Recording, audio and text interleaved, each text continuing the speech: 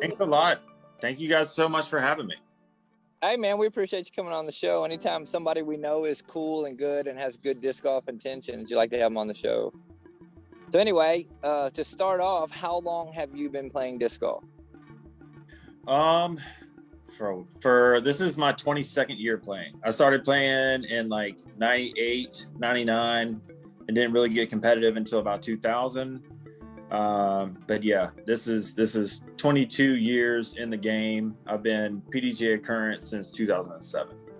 Okay, and you went on tour last year, this year, 2021. I mean, it all blends together weirdly because of the whole COVID-19 thing. But yeah. You know, so you went on tour this year. Was that your first year to ever actually go on tour? Yeah.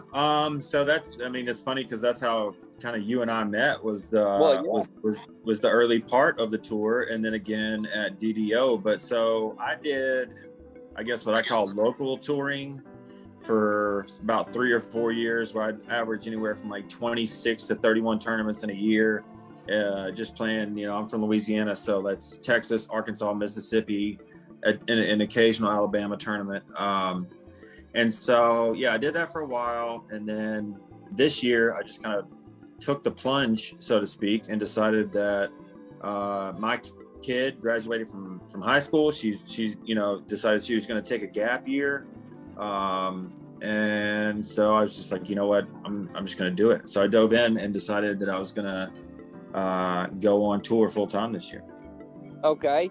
And so has it been worth it? I mean, we're getting towards the end of the season, you know what I mean? Yeah. Has it been worth it? Is it something you want to do again?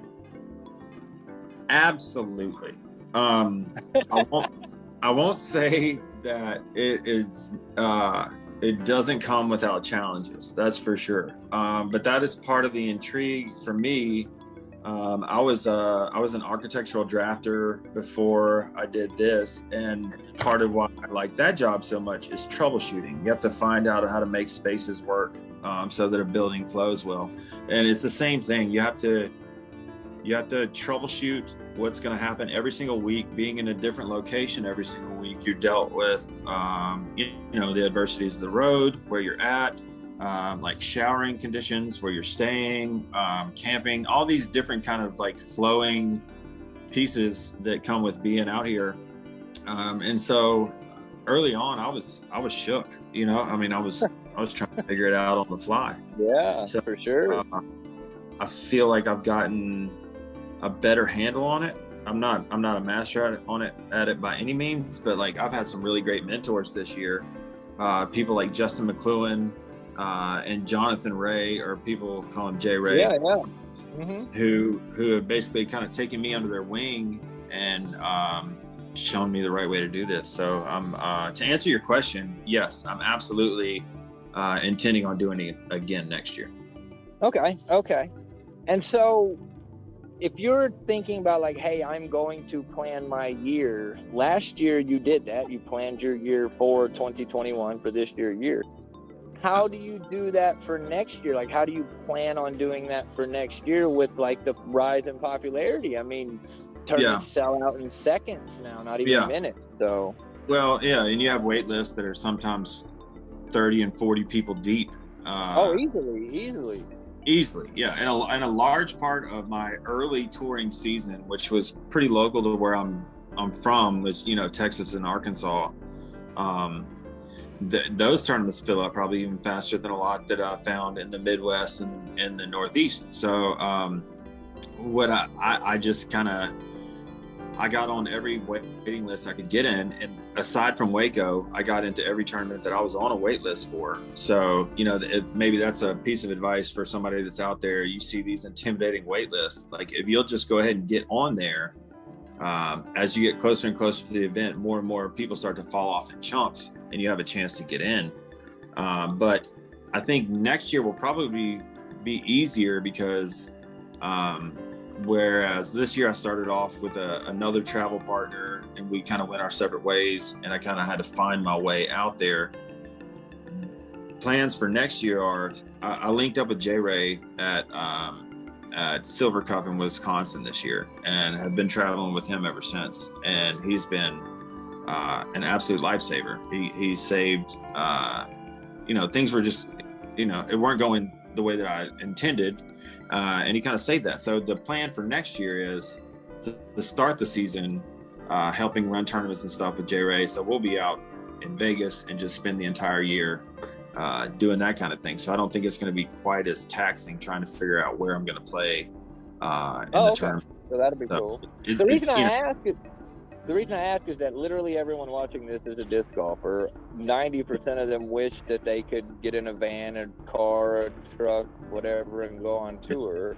But 90% of them also know that they're not Paul McBeth, and Discraft's not fixing to give them, 10 million bands to go on tour. So they're, I imagine people are interested on what it's like to actually go do it. So yeah, after you've toured, you've gone through the country this whole year, what was the funnest tournament? Not the biggest, not the most exciting, or anything, but what was the one you had the most fun at overall? Like, if you're recommending to the people watching this, you're going to go to one tournament next year out of the states, out of your, home state. Yeah. That's a really, really tough one. For me, it's kind of between Silver Cup, which is in Wisconsin. That's that's two phenomenal courses. That's one of the things about the Midwest is like everything's private. So it's all pay to play. But all the money goes right back into the courses. They have like three tee boxes and 3 baskets on every single hole for 18 holes. So like, it's like an endless number of possibilities. They're using the space. Yeah. And so, it was a top level event. Alyssa Van Lannen's dad owns a hotel right on Lake Michigan where he allows all of the people in vans and touring players to come stay for free. Which is wow. So it's a party in itself just being right there. And Lake Michigan is absolutely amazing. So the tournament and the things that happened away from the tournament all kind of factor into how great that place was. But Maine States was another really top level event. You had Pineland Farms and you had Bittersweet Ridge, and again the pro shops and the things that go along with that are pretty tight. So I mean, but I also love Jonesboro. I like Jonesboro. But hey Chris, before you get too far off this, you were talking about wait lists, and a lot of the people who watch our show are fortunate enough that we have so many touring players, but we also have people that are sponsored players. So speaking about a wait list, can you kind of walk us through your process, A, of one, how you got with Westside, and B, what it took to become a Westside member? Because we want to get that information out to our viewers as well, because a lot of these guys are kind of like you, they're just trying to get there. Yeah, no, for sure. That's a great question. I will say, first of all, it's a process. I think for any player that's trying to go for the sponsorship route, your first bet is to gain local sponsorship. So find like a local disc golf shop or some kind of one of these smaller local disc golf brands or somebody that you could kind of use as a stepping stone to work towards like manufacturer sponsorship, because I feel like other sponsors are more likely to take a chance on you if somebody has taken a chance on you before. So it kind of gives you some credibility. So you're trying to ultimately build a disc golf resume, and just like you would with any other job, you want to present yourself the best way you can with the number of accolades. And it's not all about winning, for sure. It's a lot about like you want to just I said this recently on a different podcast, you just want to be a good person. Like, you got to be likable.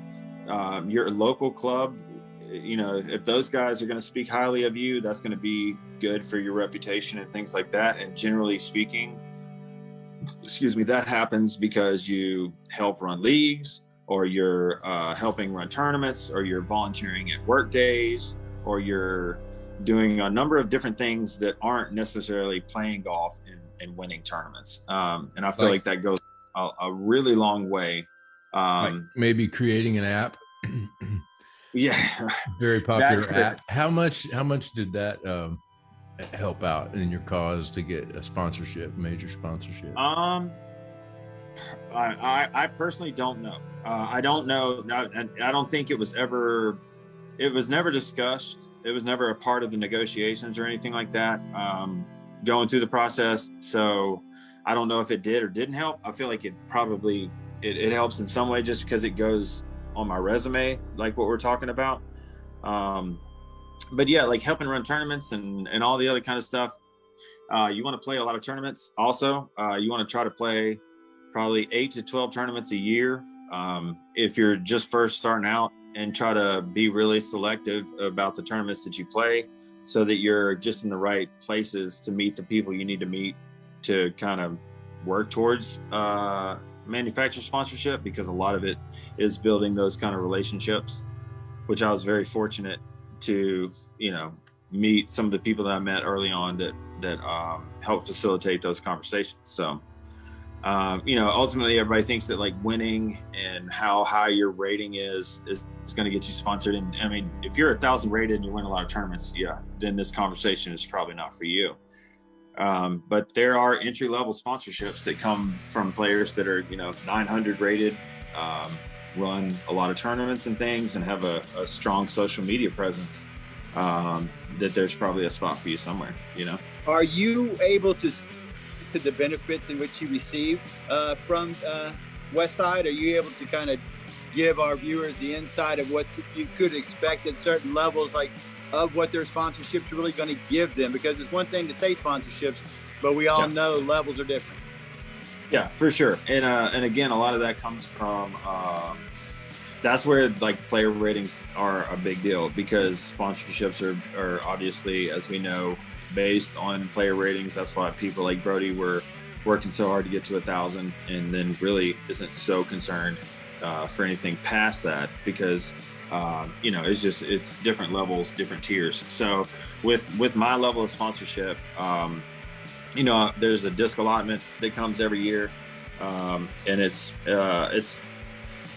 very, very generous, very generous. It's wholesale prices, so you generally end up with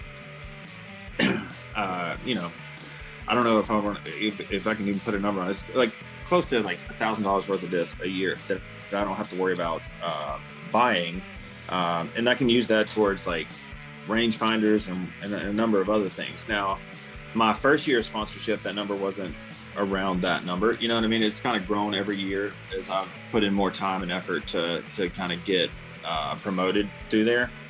But there's a clothing allotment that comes, so that a lot of the gear that you wear, like shirts and hats and things like that, are provided so that you can promote the brand properly. You can use that on bags and a number of other things. But the whole plan is just they want to properly set you up in a way to help advertise their brand in the best way you can.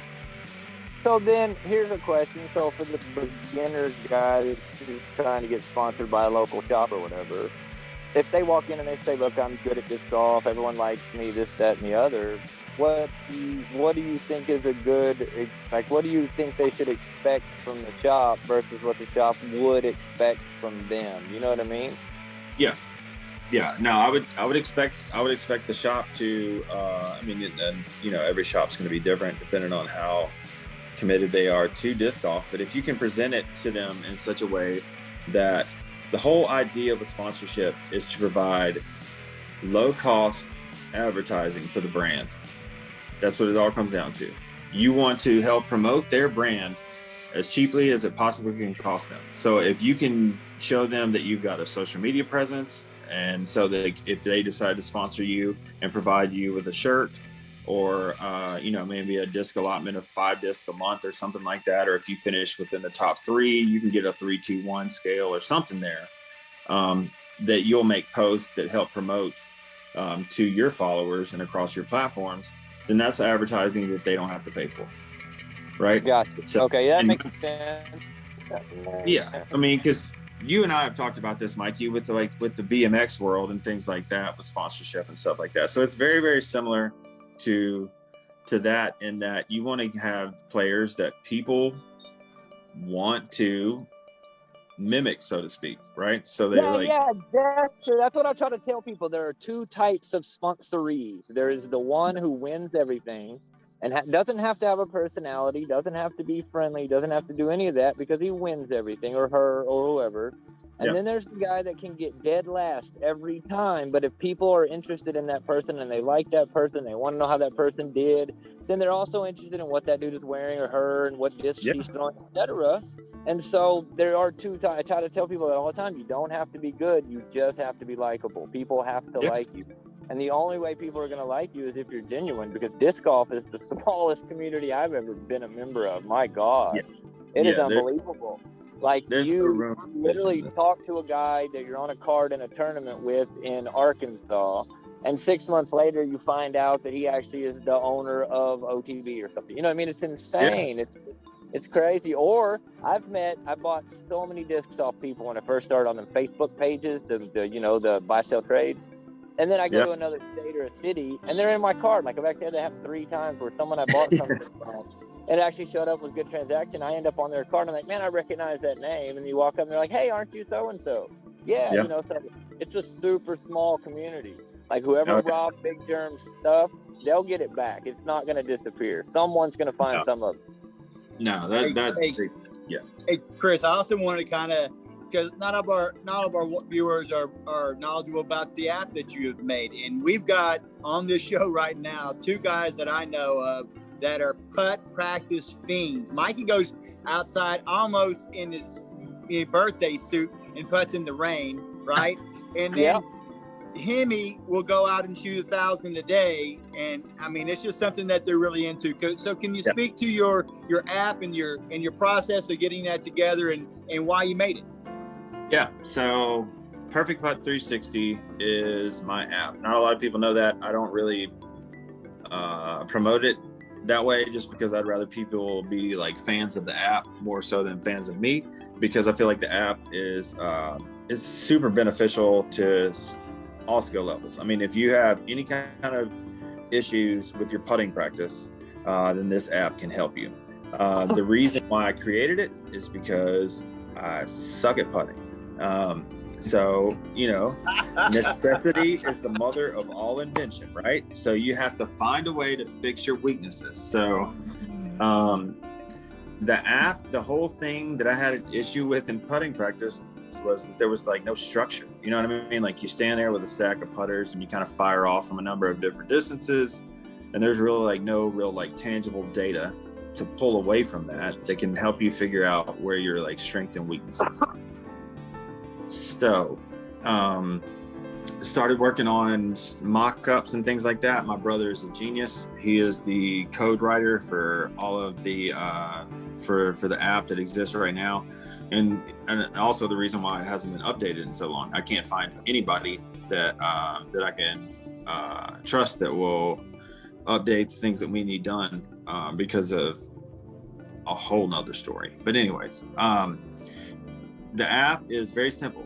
I just wanted to create a way to create tournament style pressure putts in your putting practice, because so many times I would be on a course or in a tournament with someone that would mention, that they'd miss a putt, and they'd be like, I make these all day long in my backyard. And so the difference is those putts in your backyard don't mean anything. You don't have any pressure on those putts. You know what I mean? And a tournament style putt means everything. It means the difference in sometimes 14 to 8 different ratings points for every single stroke, right? So the game has a scoring system which awards points for every putt made versus there's a bonus for first putt, last putt, and all putts made at every single station. So if you miss a putt, then it creates a feeling of stress, because you've done, like, as opposed to just standing there firing off, and you miss a putt, nothing happens. So it starts to build like that mental strength, because you don't want to miss putts, because you're playing against yourself in this like self-motivated style of gaming. But you can also play against your friends and do the same thing. So, it started off really simple, and then we started kind of developing some features, and then unfortunately my brother had to step away because he got like a really good job. So. Hey Chris, I just got the app, so I'm late to the app, and I'll just right off the top, I'm kind of slow technically with computer stuff. The directions went away, and then I was just stuck with the like format, and I didn't really understand how to score it. That was my one, and I wanted to ask you specifically. Luckily, we have you on, and so because I love what you just said. Those games, I create those in my backyard. I've even got a string with spots marked off, and I play a thing called 2 in a row or don't go. Do you know Johnny Sias?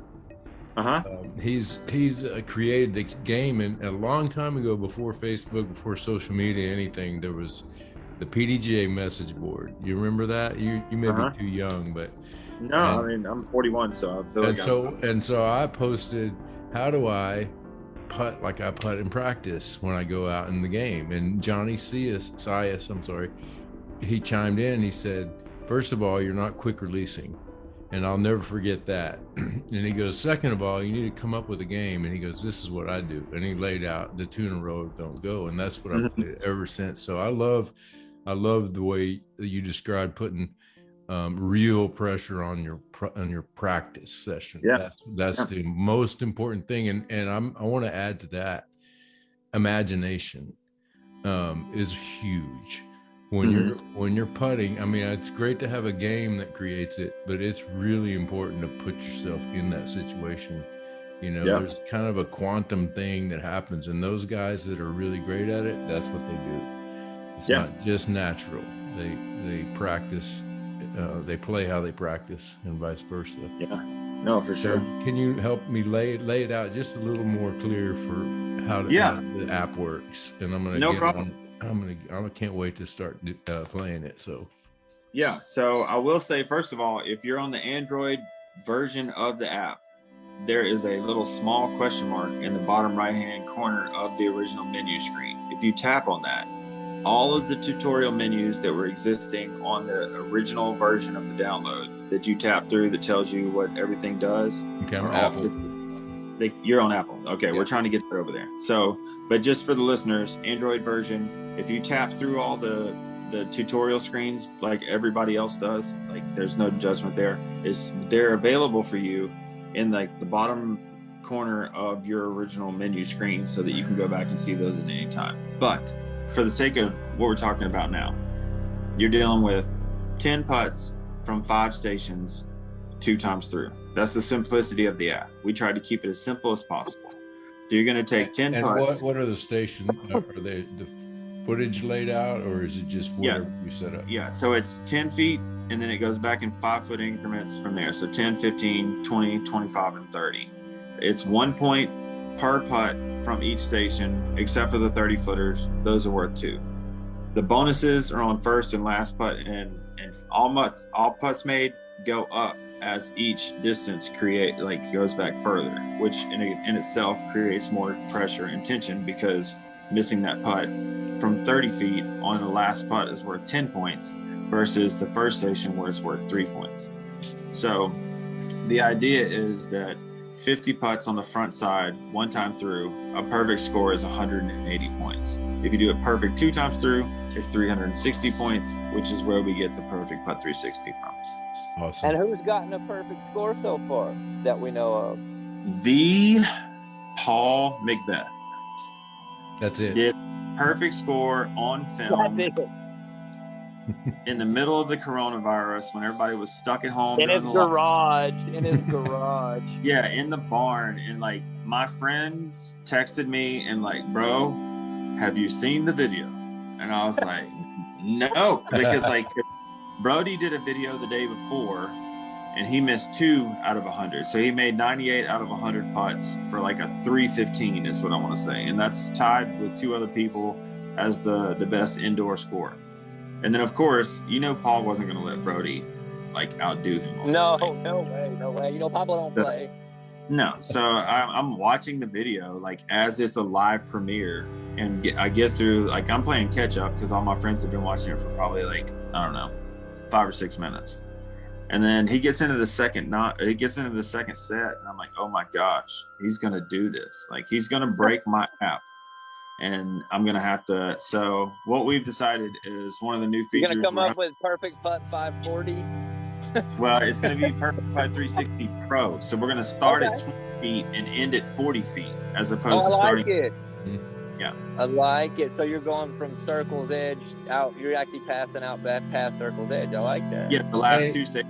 Yeah. I don't think it's a bad thing. I don't think it's a glitch at all. I mean, think about bowling. There are thousands, maybe hundreds of thousands of people who have bowled a perfect 300. Yeah, I don't think there's anything wrong with keeping it just as is. Also, anytime someone hits the perfection, you have to have some tweak. It's just the rule. You guys are video junkies, I can tell. So. No, I don't even mean that. Like, somebody will take a disc and they'll throw it 1,083 feet. And I use that number specifically because I've seen it on a frisbee. Yeah. And then the next guy goes, well, hey, I'm going to throw it 1,100 feet. You know what I mean? And it's only like, 17 more feet, but he did it, because I've seen that on a frisbee too. And then rating is the same thing. Some guy says, or girl, whoever says, I'm going to hit this certain rating. Oh, you hit 1050. That's the highest ever. Well, what about 1066? And so it's the same. There's always a little something. You got to make it a little harder, because once someone hits perfect, you got to tweak it.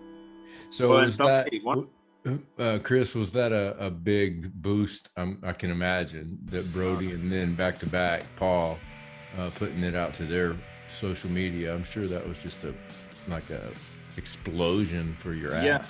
It was crazy. We did 160 units in 2 days after the Paul video, and then Drew Gibson did a video where he was like, "Yeah, y'all did it indoors. Here's my attempt at doing it outdoors." And so Gibson has the highest outdoor rated score. So yeah, I mean, it's just fun to watch people kind of go at it. Like, we did a thing with DGA. Where we did a 7-week promotion. Instead of shelter in place, we did a putt in place. I remember that. I remember that whole deal. Yeah. And so it was kind of the perfect storm. Everybody was stuck at home.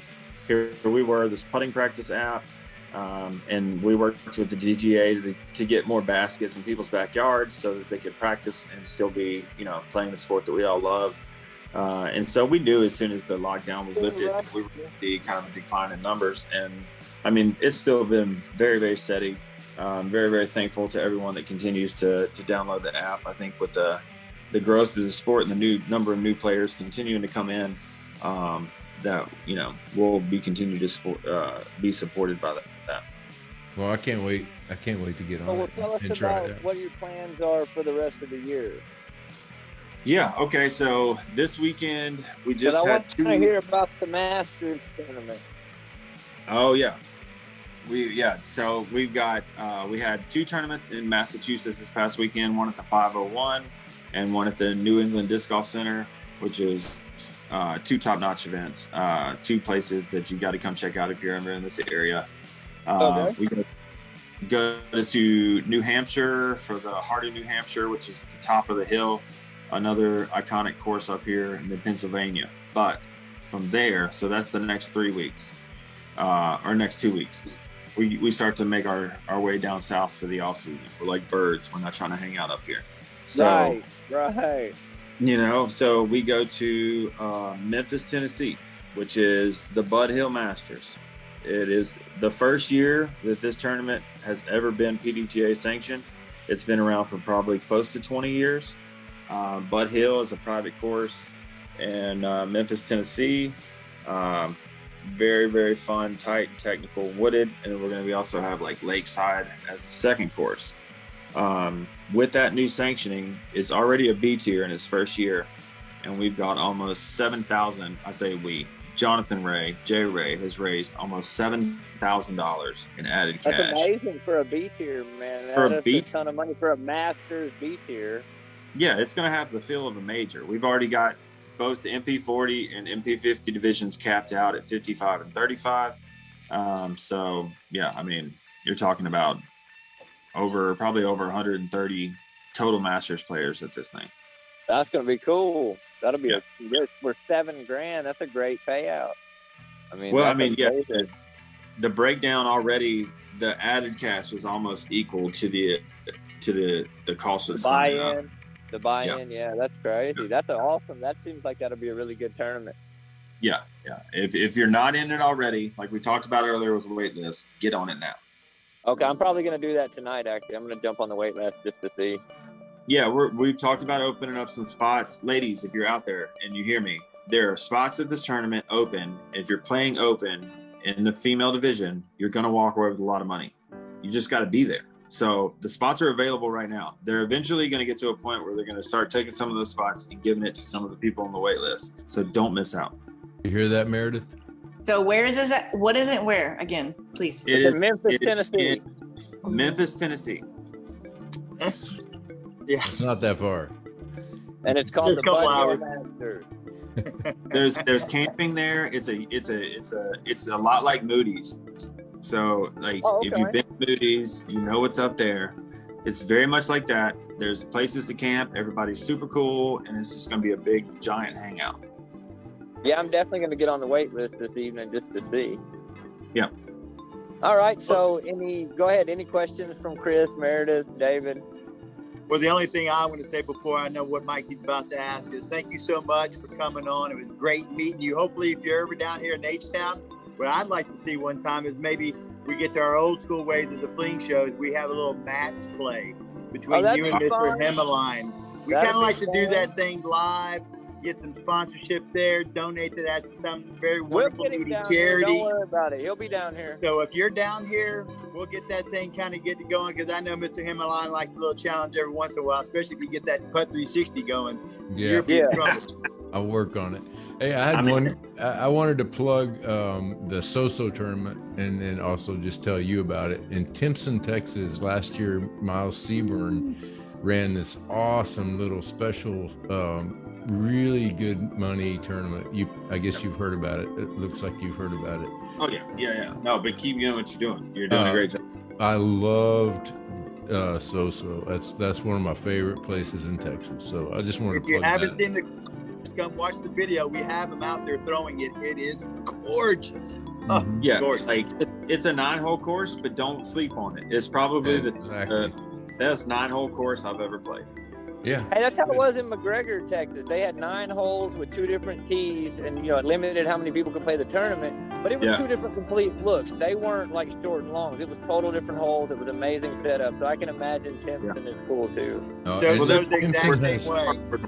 Let me just say the best island hole in disc golf, and you get to play it 4 times because you play 2 days and you play the 2 nines back to back each day, and so it's like you get to play it 4 times, and it's such a great island hole. I mean, it's the best in my opinion. Yeah, Miles did a great job making sure that the people had to work for the money because it was a C tier that had like $1,500 in added cash.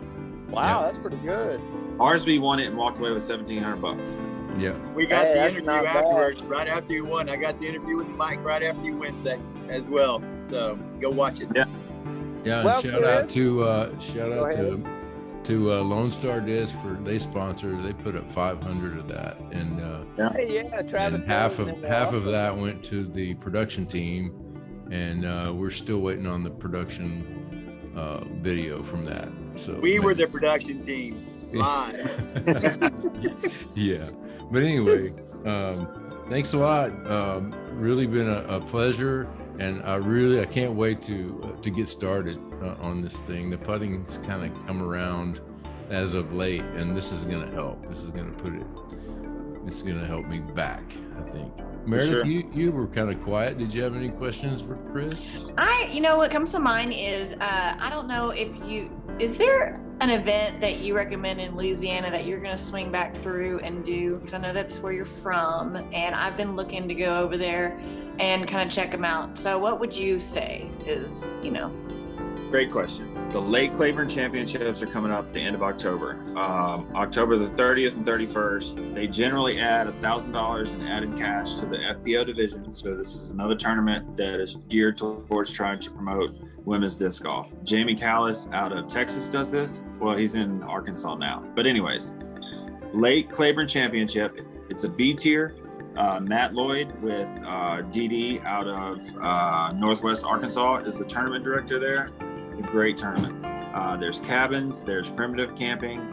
It's a great time. It's going to be very similar to kind of the deal with Bud Hill, except for that it's open to all divisions. So I'm gonna, whenever I leave Bud Hill, I'm going to Lake Claiborne, and I'm gonna be staying there for 2 weeks, getting ready for that tournament. So that's a good one to go to. Hey, Mikey, speaking of small worlds, Jamie was my brother's roommate for several years in Austin. Isn't that crazy? Really? Yeah, small world, for sure. Yeah. Well, Love Jamie. all right. Love Jamie. He's a great player, great guy. Yeah, that's funny. Well, I'm telling you, it is a small community. You have to, be who you want to be, but you got to be a solid human to stick in it for a while. You're going to get weeded out. Yeah, we're working on that. Right. There you go. Well, Chris, is there anyone you would like to thank? Anyone you want to say hi to? Anyone you want to say, goodbye to? Anything crazy? Obviously, I want to thank my sponsors. Without my sponsors, I really wouldn't be able to do this. Westside, obviously, number one, first and foremost. I got to thank Freedom Flight, Flight Towel, Team Custom Stacks, and Perks and Recreation. But if you guys are on social media, go check out my Instagram, which is at Zagonage, Zagonage. Same thing on TikTok. All right, sweet, man. We really appreciate you coming on and chatting with us for a while. Thank you guys so much for the opportunity. Like I said, Mikey, I've known you for the better part of this year, and looking forward to get to hang out again and trade some stories, things like that. Yeah. So, thank you guys again. You guys do great things. I hope we continue to help promote each other in this sport and grow this thing. All right, have a good one, Chris. We appreciate you. Peace. Later. Excellent. Wow. Once again, Mikey just brought a wonderful guest this evening again. We're going to take, a short break here, Hemi, just for a few minutes until we have our other guests come on this evening a little bit later on. But Mikey, once again, you knocked it out of the park. Thank you so much. Wonderful information for those of y'all who've never been sponsored. Please go back and watch the video. So great job.